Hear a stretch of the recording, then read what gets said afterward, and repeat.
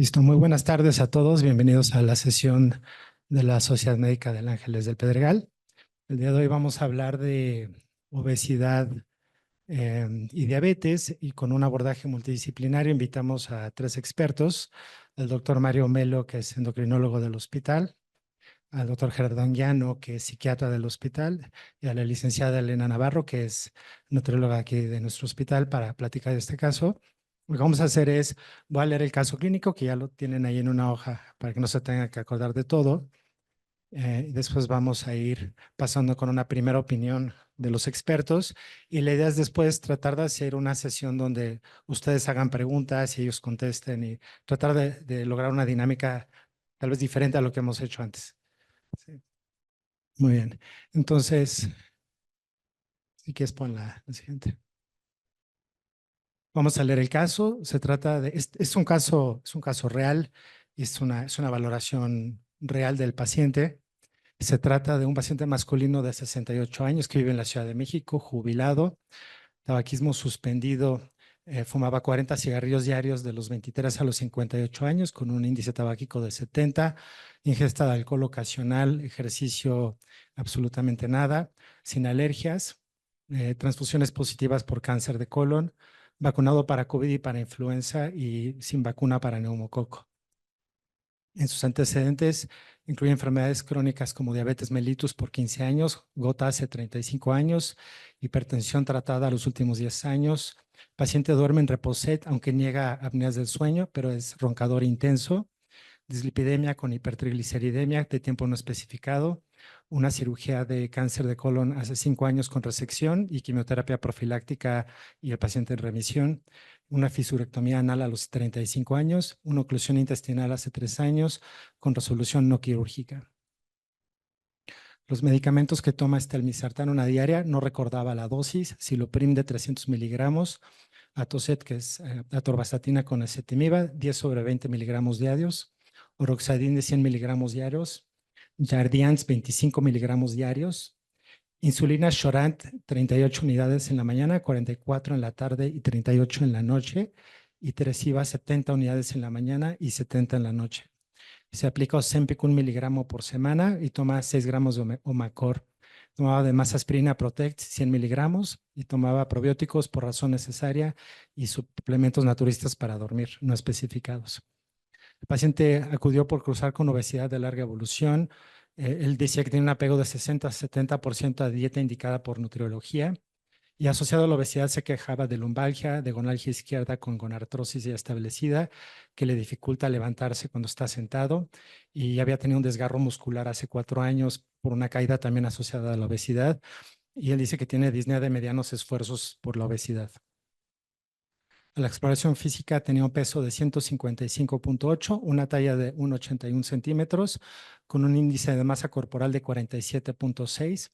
Su presión arterial 124 sobre 60, frecuencia cardíaca 79, frecuencia respiratoria 16, temperatura 36.9, saturación de oxígeno 89% al aire ambiente, alerta y orientado, neurológicamente íntegro con Glasgow 15, sus mucosas hidratadas y sin palidez, los ruidos cardíacos rítmicos y sin soplos, los ruidos respiratorios con murmullo vesicular sin sibilancias, pero con subcrepitantes bibasales, el abdomen blando, depresible, con peristalsis y sin dolor, las extremidades con edema, godete positivo 3 de 5 hasta las rodillas de predominio izquierdo, con venas varicosas en miembros inferiores francas, C3, y pulsos de adecuada intensidad y un llenado capilar 2 segundos. Sus estudios incluyen una biometría hemática con una hemoglobina de 16.3, plaquetas 244, leucocitos normales, química sanguínea con una insulina de 537, un OMA calculado de 216, cortisol 17.7, colesterol total 198 con un HDL de 29, el LDL 117, triglicéridos 259, albúmina 38, las transaminasas normales, GGT y DHL normal, las pruebas de función tiroidea normales, su glucosa 163 con un BUN de 25 y una creatinina de 1.22 y un ácido úrico de 7.1. La espirometría mostraba restricción pulmonar con una capacidad funcional de 61%, ecocardiograma con una fracción de expulsión de ventrículo izquierdo del 63%, con la esclerosis mitral y aórtica no críticas, una presión pulmonar de 52 milímetros de mercurio, con aurículas con dilatación leve y una dilatación diastólica leve del ventrículo derecho. El electrocardiograma sinusal, realmente sin datos de lesión, isquemia o zonas inactivables. La teletórax con espondiloartrosis sin lesiones pleuropulmonares, ultrasonido de abdomen con esteatosis hepática severa y colelitiasis. La impresión diagnóstica en este paciente fueron obesidad grado 3, diabetes mellitus tipo 2, dislipidemia, hipertensión arterial sistémica, síndrome metabólico, insuficiencia venosa periférica C3, hiperuricemia y gota inactiva, estatus de cáncer de colon en remisión, gonalgia izquierda con gonartrosis y lumbalgia intermitente, restricción pulmonar por espirometría, esteatosis hepática, colelitiasis y pendiente todavía vacunación de neumococo y actualizar la última de influenza de cuando se vio a este paciente. Y una tasa de filtración calculada de 82 mililitros por minuto. Evidentemente un paciente muy complicado y seguramente algunas cosas faltaron en el caso clínico, pero es el caso como está en ese preciso momento. Y lo que quisiéramos ahora es tratar de tener un abordaje sistémico en caso de esta complejidad con el apoyo de nuestros expertos. Entonces, Mario, ¿quisieras hacer un primer comentario? Primero que nada, gracias Pablo por la invitación, gracias a todos por su asistencia. Bueno, pues es un caso sumamente complicado, eh, es más que obvio eso. Lo primero que pensaríamos es, bueno, evidentemente es un paciente que el diagnóstico principal creo que es obesidad. Me parece a mí que es el problema central en el caso de él y alrededor del desarrollo de obesidad, toda una serie de complicaciones que se están presentando, como son propiamente diabetes e hipertensión. Incluso empieza a haber complicaciones de estas complicaciones, por lo tanto, tenemos que considerar la etapa clínica en la que está, es una etapa clínica Edmonton 3, me parece a mí, eh, independientemente del índice de masa corporal, que evidentemente es muy elevado. Eh, Este paciente muy seguramente tiene trastorno, tiene algún trastorno psiquiátrico importante y eso es algo que tendríamos que evaluar. Para eso tenemos aquí al experto también a mi lado izquierdo y hablará de él posteriormente.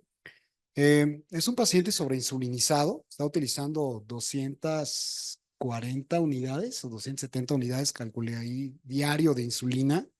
Eh, estas pruebas de laboratorio nos reportan una medición de insulina muy alta, realmente no es valorable porque pues, es insulina exógena y el valor de HOMA me parece que no es de gran utilidad, pues es esperado que tenga una resistencia a la insulina altísima, pero claramente está sobreinsulinizado. Los pacientes que están utilizando dosis que están por arriba generalmente de 5 unidades por kilo de peso. Son pacientes que habitualmente se encuentran ya con un estado de sobreinsulinización y este, por supuesto, no es la excepción. Entonces, es un paciente al que se le está tratando de compensar seguramente una ingesta calórica excesiva con dosis excesivas de insulina y que va a perpetuar, porque entre más insulina, más aumento de peso, más hambre, más comida, más aumento de peso, más hambre, más comida, más resistencia insulínica. La propia obesidad está condicionando, me parece que ya datos de falla cardíaca. No sé cuál es la razón por la cual el paciente duerme en el reposet, por comodidad o porque tiene disnea, porque tiene ortopnea, por qué. Sí, no, ese paciente decía porque le dificultaba respirar, estar acostado, y él lo que refería era que era por el tamaño del abdomen, era que era restrictivo, esa era la impresión que tenía el paciente. Los estudios de ecocardiografía mostraron una FEBI un tanto baja, ¿no? No, 63% Ok. normal, la FEBI estaba normal, pero con datos más bien de disfunción Disfunción diastólica, diastólica. sí, y sobrecarga de ventrículo derecho con una PSAP de 52, ¿no? Un poco elevada. Ok. El tratamiento que está recibiendo, además de insulina, que es un ISGLT2, como es empagliflozina, pues está bien, ¿no? Es un medicamento que tiene un efecto protector renal, cardíaco y que puede ayudar a reducir un poco la necesidad de insulina, así es que puede servir de algo en este caso, pero bueno, es un buen intento. Y por supuesto, la asociación con el agonista del GLP-1 me parece muy bien. Me parece que no es el mejor medicamento semaglutida en esta dosis en él. Es un paciente que tiene todas las indicaciones de tratamiento farmacológico para tratar la obesidad. Eh, en este caso, la dosis de semaglutida de 1 miligramo semanales no están indicadas para obesidad. Yo creo que hubiera sido prudente intentar con una dosis mayor que no tenemos disponible en México, pero entonces se podría emplear, por ejemplo, liraglutida a dosis de 3 miligramos, que tiene más estudios que demuestran más beneficios para la obesidad que 1 miligramo de semas semanales. Eh, ¿Qué otra cosa puedo comentar? Ok, ¿tiene datos clínicos que nos haría empezar de Cushing, Pablo? No sé. O sea, ¿tú que lo viste? O sea, tenía una obesidad mórbida, no tenía estrías No hay activas, estrías violáceas de moradas. más de 1 centímetro Sí, abdominales. no, eso no había. La obesidad central, no sé, es muy difícil. No tenía una clásica cara de media luna, pero es un paciente con una obesidad muy, muy marcada, ¿no? No, yo no lo descartaría, yo no lo pensé, pero ¿cómo descartaríamos un Cushing Sí. y para distinguirlo de pseudo Cushing asociado a obesidad? Que lo pregunto porque veo que le hicieron una medición de cortisol que salió en 17, si no me 17. equivoco. Entonces pareciera que es un cortisol matutino, está bien, pero en realidad como prueba de escrutinio no es lo idóneo, porque podemos tener pacientes que tienen Cushing, en donde su producción o su nivel de cortisol en la mañana es normal y a lo largo del día, en lugar de ir descendiendo, se mantienen igual o incluso suelen subir. Entonces la medición matutina no, o sea, puede darnos un rango de error muy alto y por lo tanto lo ideal es hacer otro tipo de prueba. Ok, bueno, este es solamente el inicio del protocolo de estudio ante la sospecha de Cushing. Lo ideal no es medir cortisol sérico.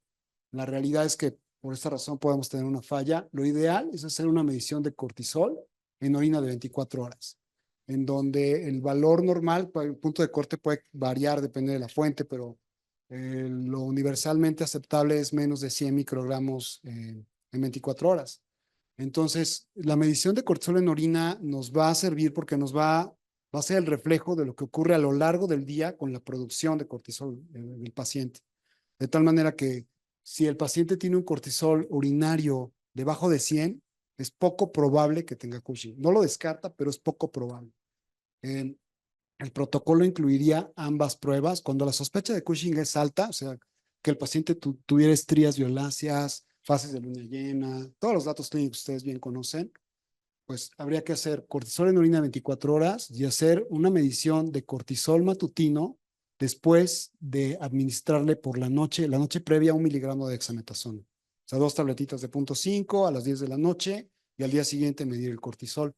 Lo normal o lo esperado es que suprima debajo de 1.8. Si hay una supresión debajo de 1.8, podemos decir que es normal. Y si el cortisol en orina de 24 horas es menos de 100, está completamente normal y está totalmente descartado el diagnóstico. Si por el contrario tenemos más de 100 de cortisol en orina y tenemos una falta de supresión de cortisol con dexametasona 1 miligramo, es decir, está por arriba de 1.8, eh, entonces el diagnóstico es Cushing, hasta demostrar lo contrario, y ya tendríamos que pasar a una prueba de localización. La prueba de localización ya está dirigida a ver si el paciente tiene enfermedad de Cushing, es decir, un adenoma productor de ACTH, o es un Cushing dependiente de ACTH, o incluso si hay un Cushing, por ejemplo, paraneoplásico, donde haya producción de ACTH o de CRH en exceso. O bien descartar que no se trate de un adenoma productor de cortisol, es decir, un tumor en la glándula adrenal. Pero es una prueba, la prueba de localización es en otra etapa. Aquí estamos nada más hablando de la sospecha. Si el paciente tiene un cortisol urinario elevado, pero además tiene un cortisol postdexametasona por debajo de 1.8, o sea, si frenó, esto habla de discordancia, o al revés, el cortisol en orina de 24 horas es normal, pero no suprime, es decir, tiene más de 1.8, la discordancia nos deja todavía en duda y tendríamos que hacer una siguiente prueba. La siguiente prueba habitualmente es un cortisol sérico nocturno, idealmente medido a las 11 de la noche. Esto es un tanto difícil de hacer porque es difícil que un laboratorio esté abierto, tendría que ser en un hospital, habría que hospitalizar al paciente Y la otra cuestión es que para tomar la muestra el paciente tendría que estar canalizado y no hacer una punción, porque hacer la propia punción en la vena puede estresarlo y puede hacernos que el nivel de cortisol suba un poco. Entonces, lo idóneo es que el paciente esté hospitalizado, hospitalizarlo un día, una noche y tomar la prueba. Aquí el punto de corte de cortisol nocturno debería de ser debajo de 7.5. Si está debajo de 7.5, podemos decir que se descarta y el paciente parece que no tiene Cushing. Si estuviera arriba de 7.5, pues sí, se sigue a la siguiente prueba. Hay que tomar en cuenta que existe algo que se llama pseudo Cushing. ¿Qué es eso? Pues son aquellos pacientes que tienen datos clínicos que nos dan como la sospecha y que cuando hacemos las pruebas pues son discordantes. Justamente puede tener una prueba que sí suprime, pero con un cortisol urinario alto. ¿Qué sucede aquí? Los pacientes que tienen obesidad extrema tienen hipercortisoluria. Pues estos pacientes tienen habitualmente cortisol urinario elevado. Si este paciente se lo hubiera medido, probablemente hubiera salido alto y probablemente estaríamos inmersos en este tema, ¿no? Por ello es que la prueba de dexametasona con 1 miligramo es tan importante, ¿sí? También, por ejemplo, los pacientes que tienen alcoholismo, el alcoholismo suele asociarse a hipercortisoluria y lo mismo en los pacientes que tienen depresión. Los pacientes con depresión crónica tienen hipercortisoluria. Entonces, son ellos los que se considera como pseudo-Cushing. Entonces, esa es una condición que tenemos que descartar. Y bueno, esto es con respecto al protocolo que creo que podría haberse hecho en el caso presente con respecto al tema del cortisol. Claramente siempre hay que descartar otras enfermedades. Aquí hasta me extraña que haya salido normal, pero comúnmente medimos perfil tiroideo, como ya se hizo aquí. No es raro ver que la TSH sale alta en un paciente como este. Y no necesariamente quiere decir que el paciente tiene hipotiroidismo. Y ojo con eso porque es súper común. O sea, ver pacientes así con TSH en 6, 7, puede hacer que pensemos que el paciente tiene hipotiroidismo, a lo mejor subclínico, y de pronto hasta iniciar tratamiento con suplementación con hormonas tiroideas, levotiroxina. Eh, Sin embargo, la obesidad extrema se asocia justamente a un intento del organismo de tratar de hacerlo bajar de peso y eso incluye también un esfuerzo del sistema, del eje hipotálamo hipófisis tiroides con mayor producción de TRH y por lo tanto se incrementa la TSH para hacer que la tiroides aumente las hormonas tiroideas. Entonces, generalmente vemos TSH un poco altas, con hormonas tiroideas completamente normales, como ocurre en el hipotiroidismo subclínico, pero sin datos clínicos en un paciente además que tiene obesidad extrema. Entonces, en ese paciente habría que, si vemos la TSH así, no considerar hipotiroidismo y no iniciar tratamiento, sino continuar con el protocolo. Pero bueno, eso no fue lo que ocurrió. ¿Qué otra cosa? Pues sí, definitivamente este paciente requiere cambios en el manejo. Yo propondría modificar entonces el agonista de GLP-1, a lo mejor al ir a dosis máximas, buscando mejorar la saciedad esperaríamos que tuviera. Definitivamente requiere manejo multidisciplinario, requerimos del tratamiento de psiquiatría, psicología bariátrica y nutrición y modificación en la actividad física. La parte del tratamiento para la diabetes, pues seguramente requeriría de bajar dosis de insulina, sobre todo de acción rápida cuando el paciente empieza a comer de manera más correcta o más adecuada. Y seguramente que incluso la insulina basal va a requerir por lo menos un 30% menos de lo que está actualmente utilizando. Eso es algo que comúnmente se ve. Incluso en postcirugía bariátrica generalmente vemos cómo los requerimientos de la insulina empiezan a bajar drásticamente por la disminución en la ingesta calórica. Que aquí en estos casos también hay otros factores. Pero no sé si quieres que platiquemos de cirugía bariátrica. Yo lo podemos dejar para rato, sí, y dejamos que Pues avancemos. básicamente eso, Pablo. No sé si tengas tú algún comentario No, adicional. perfecto, ahorita cuando acabemos todos, ya abrimos la mesa y que todo el mundo comente y diga, ¿no? Gerardo, ¿cuál es tu comentario? Gracias, Pablo. Buenas tardes a todos. Bueno, como ya vimos, es un paciente complicado y en este paciente en especial, pues parece que también tiene una cierta resistencia al manejo psicológico y al manejo psiquiátrico, obviamente. ¿Me pasas la siguiente? ¿Por qué pensar en esta parte de la psicología y de la psiquiatría en obesidad? Bueno, con algunas cosas que ya Mario nos hizo favor de describir, sabemos que la obesidad y la depresión pues son un problema ya de salud mundial y de salud pública. Y sabemos que existe una gran comorbilidad entre depresión y los trastornos psiquiátricos, en especial depresión y trastornos de ansiedad. Eh, no solamente por la situación que pues todo mundo podemos pensar por encima, que es un poco esta parte de los disparadores, como puede ser ansiedad para el apetito o para promover, digamos, cuestiones como de ingesta nocturna de alimentos, los atracones, en fin. O también por la situación que se da en depresión y ansiedad, donde hay sedentarismo, falta de energía, poco movimiento y demás, que eso podríamos pensar que favorece y que promueve el aumento de peso. Sin embargo, ya está muy estudiado este tema y se sigue estudiando todavía más, pero existen diferentes estudios donde se muestra que en depresión y trastornos de ansiedad hasta un 50% se presenta en pacientes que tienen índice de masa corporal por arriba de 30. Lo que ya habíamos dicho, fatiga, sedentarismo, falta de motivación, pues promueven el sobrepeso y la obesidad y además cambios en la ingesta de alimentos. Existe una mayor prevalencia ya muy conocida en pacientes con diabetes y depresión, hasta 2 o 3 veces más. Y también en pacientes deprimidos, ya sea unipolares o bipolares, se ha encontrado hasta un 70% de presencia de obesidad o sobrepeso y hasta un 50% el síndrome, la presencia del síndrome metabólico. Algunas de las asociaciones que se han visto, pues son los cambios que pueden existir, que ya se comentó, del hipercortisolismo, ¿no?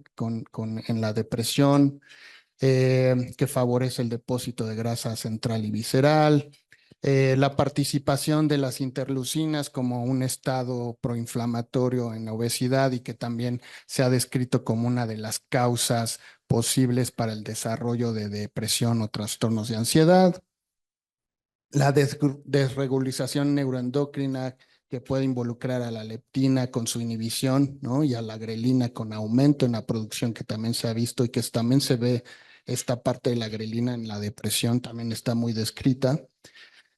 La resistencia a la insulina, factores genéticos que también están ahorita muy, muy en estudio y muy en boga, y alteraciones y la función de la microbiota, que también se ha propuesto como una de los motivos, tanto en situaciones de obesidad y sobrepeso, como uno de los factores posibles del desarrollo de depresión. Y hablando un poquito nada más rápidamente del tratamiento psicofarmacológico en el paciente obeso, básicamente se utilizan cualquier tipo de tratamiento, ya sea antidepresivos, que son los más utilizados, por eso puse esta tablita, pero también los ansiolíticos, a veces neuromoduladores, que son medicamentos como valproatos, carbamazepina y demás, que nos favorecen mucho, sobre todo para los impulsos. También se pueden utilizar antipsicóticos, pero en esta cuestión del tratamiento, lo más importante ante un paciente con obesidad o sobrepeso es cuidar la parte del fomento hacia el apetito, ¿no? Que muchos de nuestros medicamentos tienen. Entonces, hay que tomar en cuenta, digamos, esta tablita que en este momento es para los antidepresivos, pero eso también se puede evaluar para antipsicóticos y para estabilizadores del estado de ánimo, donde tenemos algunos que nos pueden ayudar a promover la pérdida de peso, como es la fluoxetina o el bupropión, que tienen un efecto en algunos pacientes anorexigénico.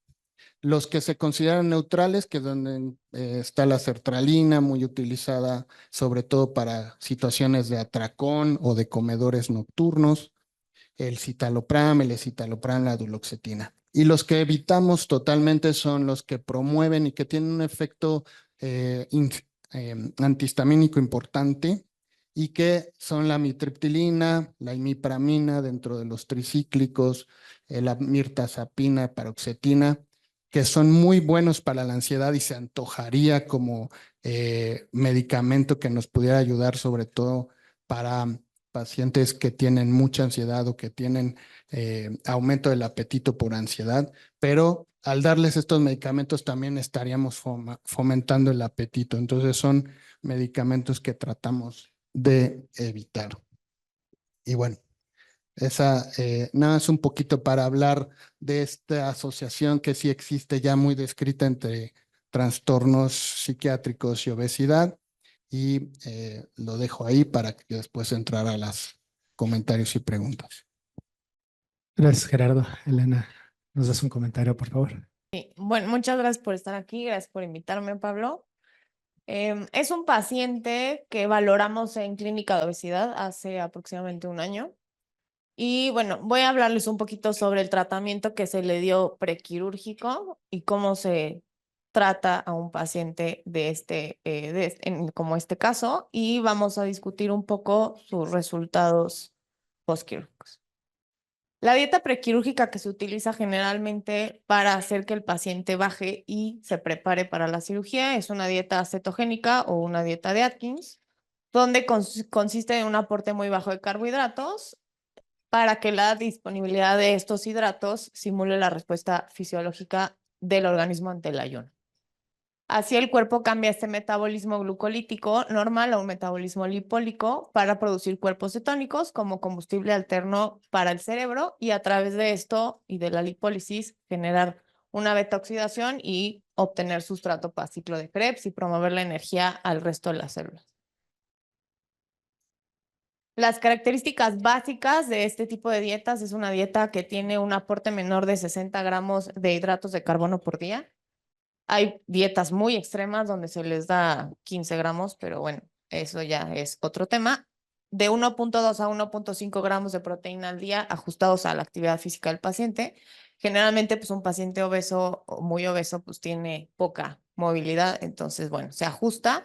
Generalmente se da 1.2, 1.3. También se tiene que dar una dieta para complementar el aporte calórico a partir de ácidos grasos monoinsaturados y poliinsaturados. Los ácidos grasos más conocidos por todo el mundo es omega 3, omega 6. El omega 9 no se recomienda en estos casos, obviamente con la idea de mejorar pues este perfil de lípidos, aumentar el colesterol HDL, disminuir el LDL y los riesgos cardiovasculares que estos por sí solos provocan. Y bueno, no sobrepasar de una dieta arriba de 1000 calorías, y pues la hidratación, que es bien importante en el paciente, adaptada por el peso. Hay algunas revisiones que nos hablan de un peso adaptado a la obesidad o un peso ideal. Va a depender mucho de las características de ingesta que tenga ese paciente actualmente. La dieta cetogénica es un tratamiento a corto plazo que debe continuarse con la reeducación de los alimentos. Tenemos que enseñar al paciente a volver a comer de todo en maneras controladas. La asesoría nutricional debe de ser importante para corregir justamente esos malos hábitos y así mantener ese efecto benéfico de haberse sometido a una dieta tan restrictiva que logre tener cambios a mediano y a largo plazo. Obviamente estamos hablando no solamente del peso, sino salud metabólica en general.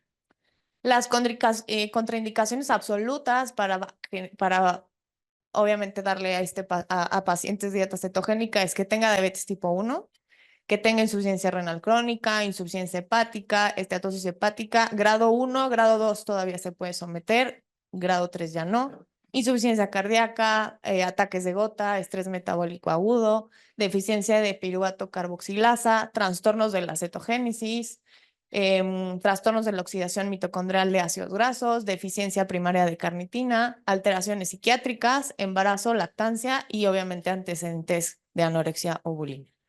Es bien importante la valoración multidisciplinaria, porque si nosotros como nutriólogos no conocemos la valoración del doctor, no tenemos idea de cómo son sus tratamientos farmacológicos, el caso de la valoración psicológica o psiquiátrica, si no sabemos cómo anda el paciente, pues no podemos dar una dieta tan fácil, ¿no?